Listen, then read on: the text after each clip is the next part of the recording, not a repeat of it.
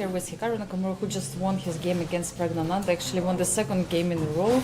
How is your mood, first of all? Are you happy with the results? Yeah, I mean, obviously to win with black is very good. I mean, it was a very tough game, but I felt that unlike some of the other games, I kept my nerves together better today. I moved a little bit quicker, didn't get into the same time pressure, and I think I was very good at that, and that made a huge difference because I think Pragg at some point I think it was between pressure and then feeling like he had to try and win, and he kind of lost the thread in the middle game. So I think I did a very good job controlling just a little bit better than my opponent. Yeah, and you actually started from the very beginning to surprise him. I think for a long time after move 4 or 3. Mm-hmm. Yes. Do you think it was important for this game? Well, I mean, as I said in some of the other interviews, I mean, I think you know, I think in this tournament, or maybe, I mean, I think this is specifically probably in the last year or so, I feel like a lot of players now are taking more chances. They're trying to play interesting chess, not just play the most solid openings, because with computer engines these days, it's very clear that pretty much anything is possible. And I think the thing is, yeah, if you can surprise your opponent, it's a big thing. And to surprise my opponent so early in the game, I think was very important because he spent a lot of time. And I mean, like everything was I mean, this was all pretty standard, I would say. This is all well known. And yeah, he played this knight b5. I mean, there are many moves, of course, that white can play. But he played this one. Also, I would say one of the good things is, I mean, I'd been waiting to use this for most of the tournament, so to finally use it today was very nice because it meant I didn't have to waste time looking at a lot of d4 stuff.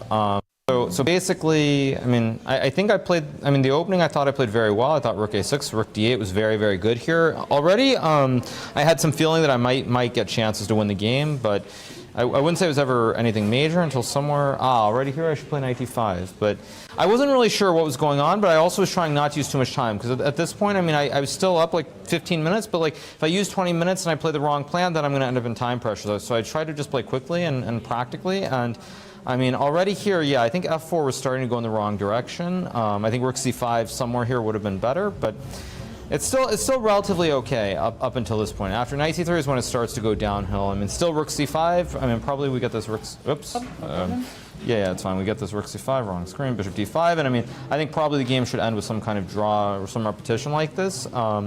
But also, I mean, I could tell he was a little bit nervous, and then he played knight c3. Now after g6 already, a computer is going to say everything's still fine, but the plan is much easier for black, and white's approaching time pressure only on move number, I think, 24 here.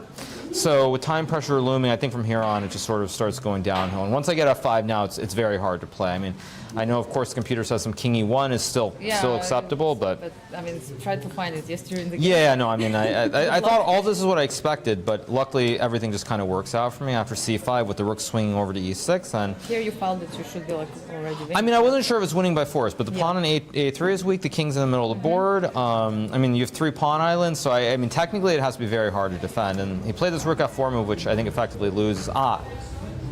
No, this is correct? Okay, good. I thought it said rook d5, I'm blind. But yeah, after this, I mean, I end up in this endgame where I'm not even sure if I played this correctly, honestly, this rook h8, but I mean, there's no need to allow anything here. I mean, basically, if knight f7, I have rook f8. And so, like, already here I had a feeling there was some way to win, like, and not have to play another 15 moves, but here I'm winning the knight. So, I mean, once I get to this position, if I can't win this position, well, I mean, I'm just not a very good chess player. So that was sort of my rationale, and then I mean the rest I think was very basic. He went for this king e5, which I mean of course this just loses on the spot, but I don't think there's anything he could have done differently, and done the rest of course. I mean rook c6 I guess is the last somewhat important move, so it stops any king advancement, and then I can go bishop b3 and c4, and yeah, so from here it's just simple.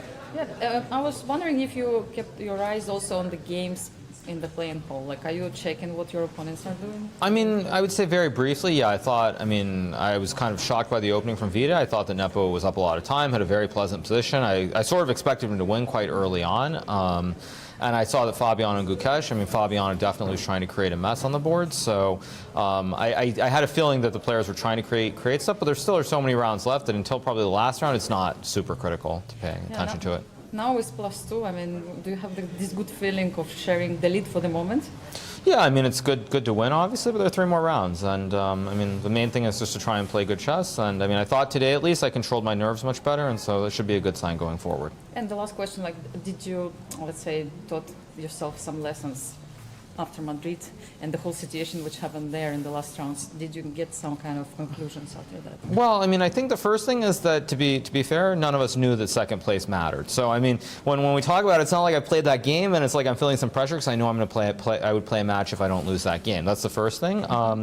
But mainly, as I said, I think in some other interviews, I mean, it wasn't even so much about pressure. It was more that I just had this feeling of I want the tournament over with. It was the same feeling I had actually in the American Cup when I played Wesley So last year. And of course, I think when I had that feeling, I promptly made a loss against him in an Armageddon or something in that final match. So it's just like I had this bad feeling, and the main thing is trying not to have that feeling like the job is complete or everything's done. Like so. Mainly, it's just trying to not have any of these emotions and just play good chess and yeah, just keep everything going.